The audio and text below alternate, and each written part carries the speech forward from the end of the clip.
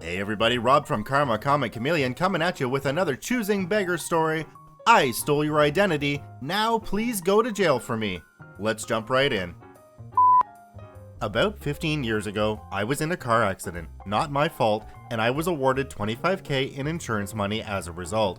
I took the opportunity to move out of my mom's home and get a cute little studio apartment for me and my cat. The people on either side of the courtyard were very nice, and I made friends fairly quickly with all of the neighbors despite being so much younger than all of them.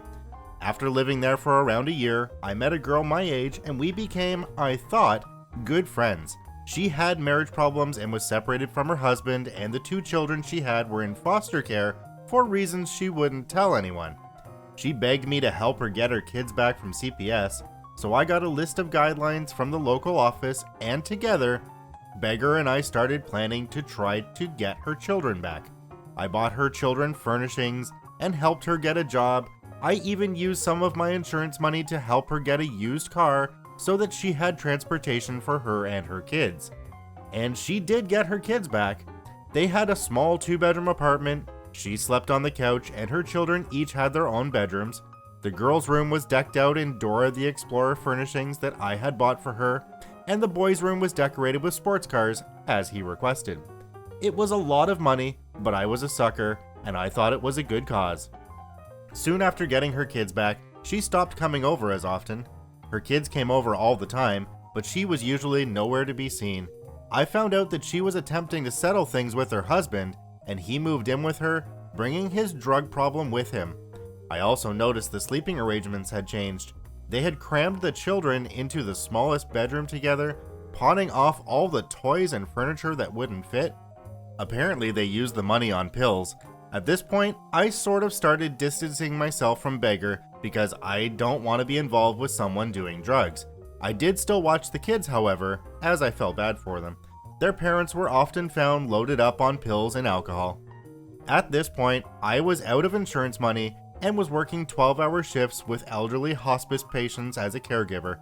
I used a large portion of my income to make sure the kids were fed, since Beggar and her husband spent all their money on drugs and liquor. It also meant that I very rarely had time to hike down to the center courtyard to check my mail. I'm guessing I had gone a month without looking, expecting that all I had was a few catalogs and several copies of the weekly shopper coupons. I learned my lesson, and I check my mail often now. When I opened my mailbox, I was alarmed by the large stack of government-sealed letters that had been wedged in it. There were 6 separate letters, all of which accused me of a different offense. This culminated in my having 5 warrants out for my arrest and a court date. It turns out that Beggar had gotten an old used car from a local junk dealership. The car had, if I can remember the list, no tags, an expired license plate, and a missing tail light, so of course it was pulled over. Beggar, being on a probational period with CPS, meaning if she stepped out of line they would take her kids away again, panicked and decided that she would lie about her identity. So she said she was me and she was driving without a license and insurance because she had forgotten her purse. The first thing I did was go to her and ask what this was, as I recognized the model of car as the one she was so proud to have gotten after having pawned the car I helped her get a year prior. I didn't even know you could pawn a car, by the way. She smiled at me and simply said, "You don't have a criminal record, so they won't punish you like they would me. You don't want me to lose my kids again, do you?" I'm not sure what she expected, but I was beyond caring at that point. I was pissed.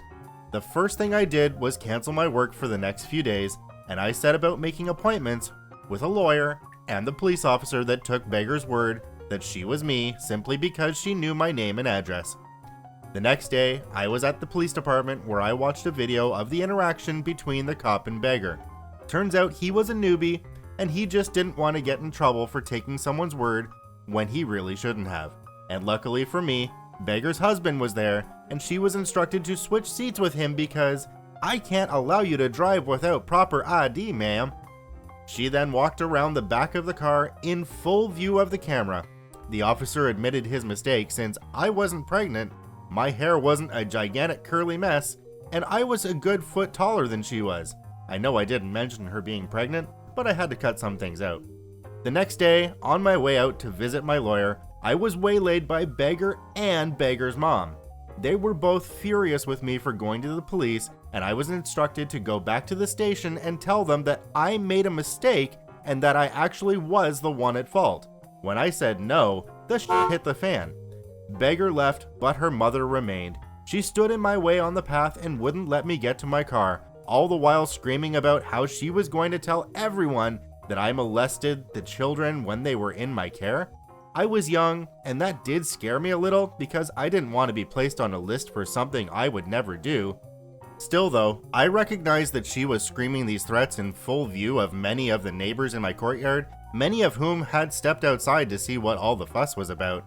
The police were called, and she was given a warning. I was asked if I wanted to get a restraining order, but for some reason I said no.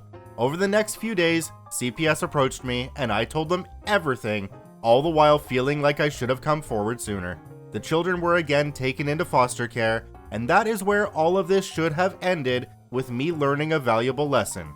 Nope. In the weeks that followed, Beggar gave my phone number to everybody under the sun. I was called for drugs, sexual favors, and even for loans. One of my car's windows was smashed in with a brick, and there was shoe polish writing the words "lying whore" on the back of my car. At one point, people started coming and banging on the door of my apartment in the middle of the night, and they shattered my front window and broke my bird feeder.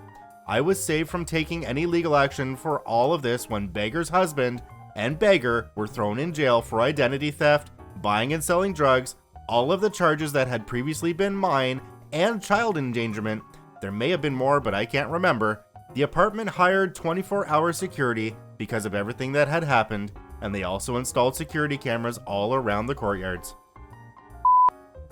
I think OP is right that she should have done something quite a bit earlier in this case. There were kids involved, and no kid should have to have that kind of an upbringing. This is Rob from Karma Comment Chameleon saying thanks for watching. Remember to subscribe, like, and share the video with your friends, and we'll see you in the next one.